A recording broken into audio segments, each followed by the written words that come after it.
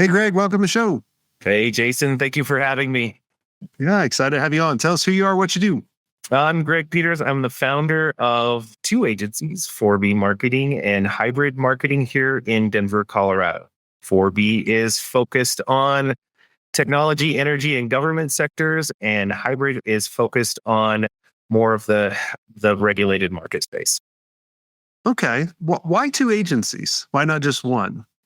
If you want the honest truth, the 4B side tends to be more conservative, whereas the hybrid side is focused on cannabis. And there's still Mm, stigma out there in the marketplace that lends itself to keeping it pretty separate.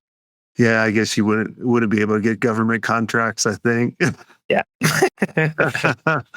Makes sense. I was just curious because a lot of people will say, well, I do this, this, and this. And then I'm like, when is it the right time to create different brands? And you just, you perfectly put about That's the cannabis part. And you do live in Denver, so yeah. You have to participate in those emerging economies, right? that's right. A lot of research goes into all of that. How did you get into the agency space? Accidental or planned? Always accidental, right? That's the name of the game here. So, Mhm. my background is in technology, and I was in technology sales, working for some larger companies.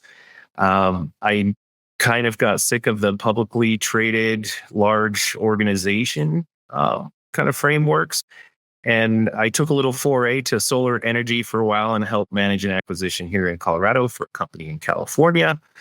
And I went back to my home in technology, and they got acquired by a publicly traded company and said, "Okay, I'm kidding myself. I need to go out on my own. I need to do. I have a passion for helping people in business. I need to go do essentially what was partner practice optimization for myself." And this is after kind of a long road of entrepreneurial endeavors, which one was in automotive. I owned a superfood, all organic smoothie truck and a contracts business that was pretty boring. So I kind of got into it. We started life as a go to market consulting company for the tech space, specifically telecom, and we would work with those partners to grow their revenues above theater average. I was then approached, and let me back up a little bit, is this company was two people in 2016. So myself and Aaron Rosenbluth, who is my content director, who was was my entire marketing department at the time. We were approached by some very close friends. So who is now my VP of creative and my director of marketing to tell us that, hey, you guys should blow out an agency. Like what you're doing is very agency-esque, and you should grow this part of the business of the practice. And I said, you know what? I'm getting pretty taxed on all these consulting engagements because it's just me.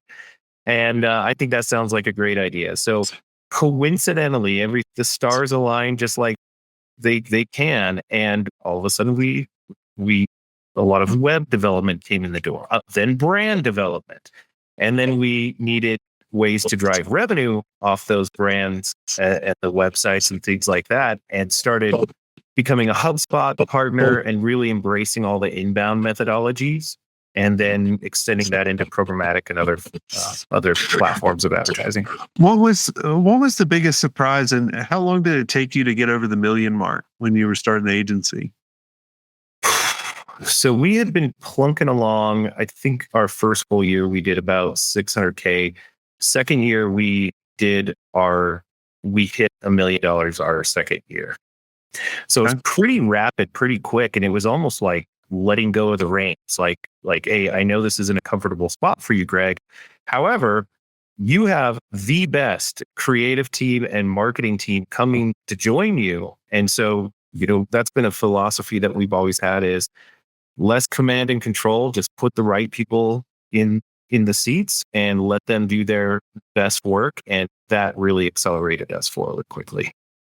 Most people take. I know when I'm talking to a lot of people on the show or in our mastermind, it takes them a while to figure out to let go of the reins and to give control to other people. What allowed you to do it so quick? It was an uncomfortable philosophy that I borrowed from Richard Branson in The Virgin Way. And so I had read his book years previously and basically said, hey, if I ever have a company, I'll put people first. People first. The people will put the client first, just empower and enable and everything like that. It's a scaling strategy. And plus, I am a non-technical founder, so I can apply my methodologies and organizational and kind of revenue operations to really any sort of business out there. What I do not have is the depth of expertise that my team carries with them. And so having them almost run their own business units within inside the company has really allowed us to scale very quickly. And how quickly did you start ramping up? Like, obviously you grew over the million in the second year, but for the next couple of years, did you have that same growth, or did it kind of slow up a little bit? We had double digit growth in the beginning. The turning point, the pivot point, the big situation was the pandemic. So the pandemic, where things were slow in other sectors and things like that, we were busier than we'd ever been before. And that literally came from the cannabis space. So we had been marketing and Everybody smoking weed. Yeah, everybody's collecting a check, staying home, smoking weed at home, and the clients and prospects were having their best days, weeks, months, years ever. And they started to, competition started to heat up, and they needed marketing to differentiate themselves with local and near me searches and advertising to stay top of mind with all of the influx of players into, whatever national space we're talking about, whether it's Colorado or Michigan or California, Washington, et cetera. Cool. Very cool. What's been a surprise over the past couple of years that's kind of caught you off guard? It's always validation of frameworks and philosophies. Like, do we have the right business development process? Are we staying current on trends? And, I always say the hardest thing that I've ever done is just living this life of agency challenge. It is, right. It's a lot of challenges. It's a lot of reward. And in my case, I get to work with some of the best people that I love every day. Right. And I would say it is, for us, it was really, how do I say, reversing on a employee framework or an org chart that I thought would work. 100% confident, had seen it in other businesses. And what it did was actually create mild confusion with clients, as well as a little bit of tension inside the agency with execution individuals. And that kind of broke my heart, because I was like, hey, if you take the toxicity out of the organization, you can use that energy for productivity and you're a lot happier. So I think the biggest lesson learned was, hey, check yourself. I am a first time agency owner. This is the first agency I've ever worked at, is the one that we've built together. And just making sure that you're having a lot of conversations out there of structure. Yeah, I always find that, most of us have never worked for a bigger agency. We've worked for bigger companies, like my past. I worked for Arthur Anderson for 6 months, and, kind of took away a lot of the things that I didn't like. Like, I learned a lot of things that I'd never wanted to do. And then it's just about building the plane on the runway, right? Like, you're taking off. You got no wings yet. Put the left wing on, put the right wing on, and just trying to figure it out versus trying to make it perfect. And if you can put the right people, on the plane building it that you trust, well, it can get up in the air. But then how long does it stay there? That's the challenge, right? Is it once something all of a sudden bubbles to as the surface as needing addressed or broken or however you say it, or needed, you fix that, and then all of a sudden something else. All of a sudden there's dysfunction in a different part of the organization or what have you. Yeah. How do you How do you stay? I guess I've never really kind of asked this on the podcast because how do you stay positive running an agency? That's a great question. I think a lot of it has to do with nature. I've always been, yeah, I've always been more on the optimistic side of life, and probably when I say more of, I mean extremely on the optimistic side Hmm. of life. Then it'll work.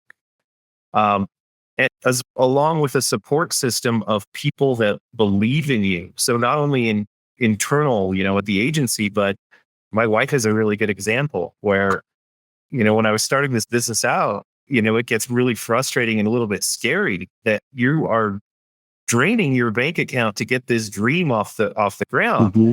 And she's like, it'll be okay. And I would tell her, I was like, how do you know? You don't have all the little details and pieces. She's like, nah, Hmm. it'll be okay. So I think it's like, it's pure grit. You know what I mean? The power to move forward, knowing that there's an opportunity. You started this business because of several gaps in the marketplace. You know, you just have to figure out if what you have to kind of tailor what you've built as you go on down the road to really make Hmm. sure that it's solving a problem or creating an opportunity for somebody. Yeah. Yeah. I always look at it as you got to look at going into the agency space or growing in the agency space is what's the problem that you solve and who Yep. do you want to solve it for? And how fast does it take? And I also even look at it too of going, who are the who are the perfect clients that actually have this problem, know they have the problem, and want to fix it? Because I see too many agencies that are going after, I want to go after these perfect clients, but they don't want help or they don't know they need help yet. And I'm like, well, that's kind of why you're stuck, in this kind of roller coaster ride that so many of us, get in. Absolutely. Absolutely. And that's a key point too, is like Jason, you hit it on the head, is ask for help and never stop learning. And Mhm. I love acquiring knowledge from multiple places, whether it be I'm a voracious reader of all sorts of business minds as well as just recreationally. And then just the network. Your network truly is your net worth. And Yeah. the more you can talk to people, and especially approaching it like we do, our vision for the agency is be the leaders in creating a positive impact every day, whether that is on the financial business drivers, revenue, risk, cost, cash flow, asset utilization, or helping somebody find a job, helping somebody connect to a resource that's just going to help them. You put a lot of good stuff out into the universe without expectation, you'll get it back. It's Yeah. Well, yeah, when I look at some of our most successful agency owner members, even the ones in there now, right? They're always learning. Like even, there's members in there that are well over the 20 million mark, and they're the most humble people, and they want to learn from everybody versus what we see on the Instagram life of, a 15-year-old punk leasing a Ferrari going, I got everything figured out by my course. Right. Like, I'm like, it's just the total opposite. It's just like, that's when I started having a little bit of success. It was always just, I'm always just curious. I think that was that's one of the traits of our team, of our membership that we have is they're just curious. And they'll be like, what would happen if I do this? And they'll be like, oh, that blew up. That was not good. Burn, oh. burn my finger. Oven's that hot.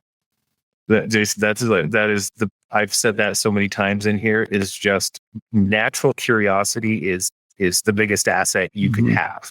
You just want to know more about the business, about life, about the next step, other worlds and things like that. Um it is it's an asset to have for sure. Yeah. Well, this has all been a lot of fun, Greg. Is there anything I didn't ask you that you think would benefit the listeners listening in?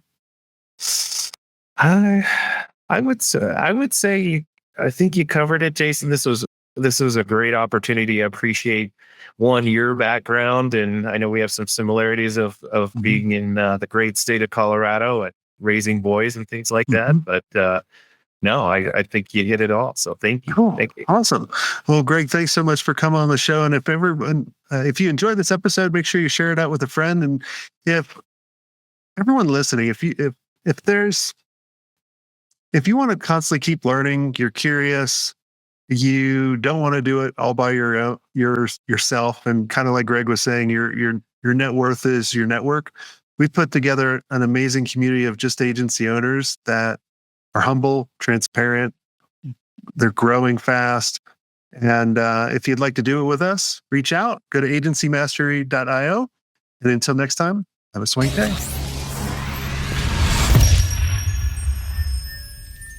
I hope you enjoyed this content. If you want more content like this, make sure you click on the link on the screen or check out your most popular podcast platform where the full episode is there.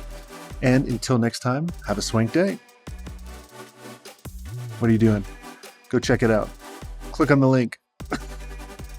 I'll see you soon.